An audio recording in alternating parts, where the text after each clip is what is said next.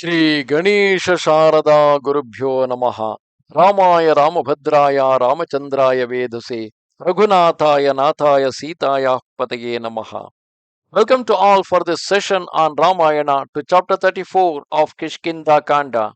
In the previous chapter, we saw Lakshmana with great fury approach Sugriva's inner apartments, and then, on seeing the strangling of his bow, Sugriva requested Tara to go and pacify Lakshmana so that he can be brought inside and he will be in a mood to listen to Sugriva's problems. Seeing that indomitable lion among men, Lakshmana, entering full of wrath, Sugriva was troubled, and observing that son of Dasharatha breathing heavily and burning his indignation on account of the calamity that had overtaken his brother, the king of the Vanaras rose and, leaving his golden seat that resembled the highly decorated standard of Indra, his eyes inflamed, approached Prince Lakshmana and stood before him like a mighty kalpa tree. Thereupon, the women, led by Ruma, followed him like a cluster of stars surrounding the moon. Then Lakshmana, filled with ire, said to Sugriva, standing amid the women with Ruma at his side, like the moon surrounded by stars, that king who is endowed with great and noble qualities and is compassionate, who has subdued his senses and is grateful and loyal, obtains renown in the world. The monarch who is rooted in unrighteousness and is unjust to his friends who have rendered him assistance is the subject of opprobrium. To utter a falsehood with reference to a horse is to be guilty of the death of 100 horses. In regard to a cow, of 1,000 cows. So, if someone promised that he will donate a cow, and if it doesn't, it will be amount to killing of 1,000 cows. But to utter a falsehood in regard to a man is to destroy oneself as well as one's kindred.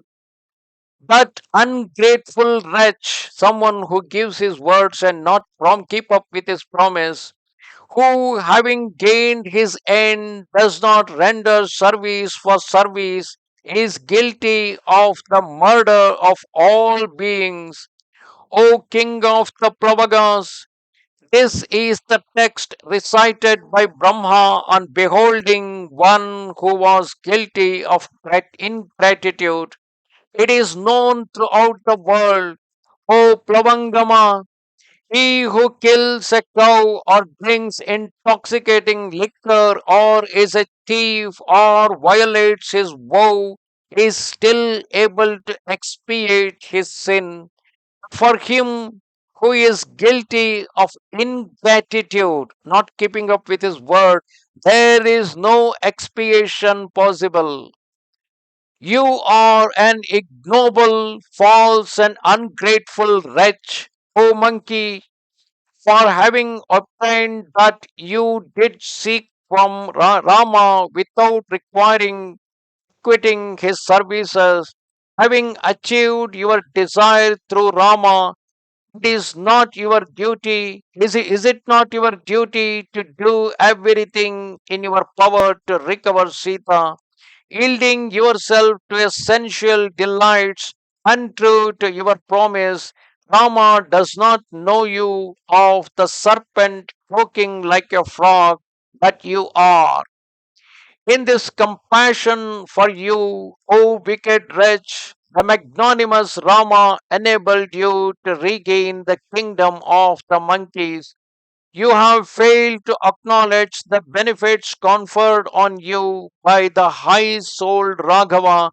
Therefore, pierced by sharp arrows, you shall follow Vali. The path your brother took at death is not yet closed. Honor your promise, O Sugriva. Do not follow in his wake, since you do not behold the prince of the Ikshvakus, Losing his fury shouts, "You are still able to remain serene and happy without concerning yourself about his anxieties." Thus ended chapter 34 of Kishkindha Kanda in Ramayana, wherein Lakshmana is warning Sugriva, saying that the way in which Vali made a mistake of adharma, of objecting his brother's wife while his brother is alive, for which the penalty is the death itself. In the same way, the penalty for ingratitude, not keeping up with his promise made to a friend after receiving his service, is also the death. So Rama will not wait to immediately issue particular punishment to you. That's how he is waking up Sugriva to the call. Namaste Sharada Devi Kashmira Puramasini Twamaham Prarthaye Nityam Vidya Danancha Dehime. Goodbye.